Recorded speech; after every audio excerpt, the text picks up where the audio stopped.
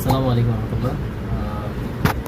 আপনারা দেখতে পাচ্ছেন আমার হাতে হিজামা, যেটার কথা আমাদের রাসূল সাল্লাল্লাহু আলাইহি ওয়াসাল্লাম বলে গিয়েছেন, কারো যদি শরীরে কোনো ব্যথা অথবা আদার্স কোনো সমস্যা থাকে তাহলে রাসূল বলছেন তোমরা হিজামা করো। এই হিজামাতে রয়েছে তোমাদের জন্য শিফা।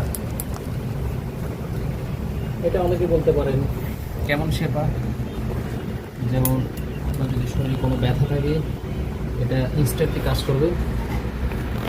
দেন আপনার অ্যালার্জি, তারপরে বাতের ব্যথা, যেগুলো সব এটা হচ্ছে জিরো সাইড এফেক্ট।